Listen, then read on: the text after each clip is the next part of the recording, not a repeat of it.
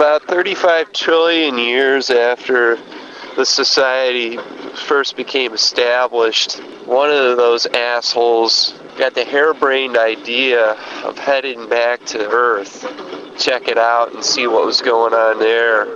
This particular person, Carvagina Extracted, was married to a bullion cube, which had become a pretty common practice by this point in time. Unfortunately, the Humanus Solaris and bullion cubes could not breed, because it would have been pretty cool to see how fucked up one of those things would have turned out. Anyway, Carvagina Extracted and his bullion cube wife decided to sculpt a spaceship that could make the travel from the center of the sun to Earth in a reasonable amount of time. Humanus Solaris had evolved to the point where a lifespan of 600 or 700 years was not uncommon. Bullion cubes were well known to survive beyond 2,500 years. So the journey really needed to take place in a couple hundred years to be on the safe side, as Carvagina Extracted was already 300 years old by this point in time. Carvagina Extracted's wife was named Sizzling Overload. The spaceship that they built was made from globs of pudding stitched together with thread that was made of air and dust particles. The fuel used to propel the ship was helium-based and smelled like an old baseball mitt that got left on a gravestone for a week or two.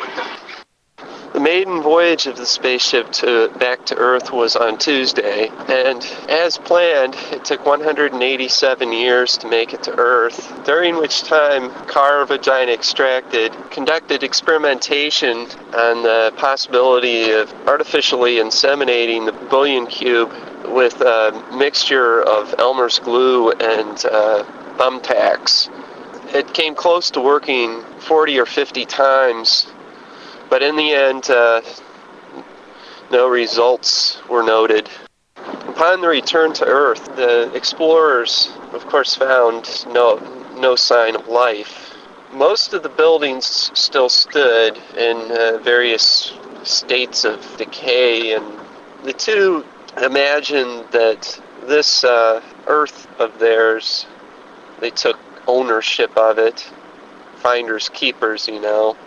This Earth of theirs could be a new home, and they looked at a vast number of structures as kind of like a playground for them.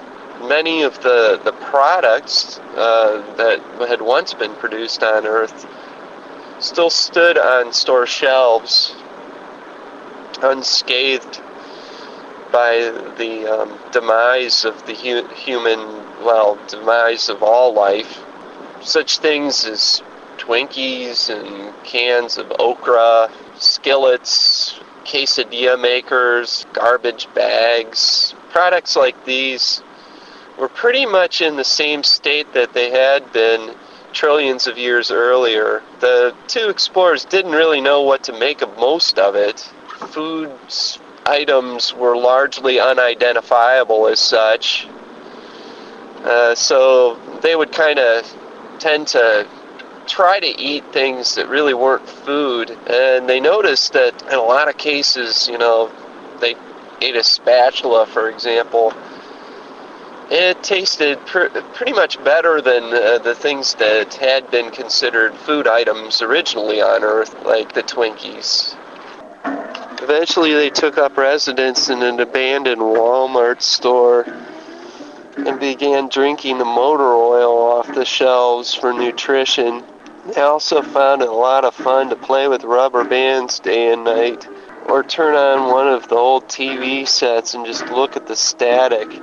They never did figure out to put in a DVD or something like that to watch, or for God's sake a CD to listen to music. But they were at Walmart anyway, so If they'd stuck in a DVD or a CD, it would have been bullshit anyhow. They lived this way for about 30 years, and eventually, of course, grew pretty bored of the whole goddamn thing. So they packed up their spaceship again, filled it with fuel, and took off for the sun. But somewhere along the way, they saw a sign and took a left when they should have taken a right, and ended up at a different planet altogether.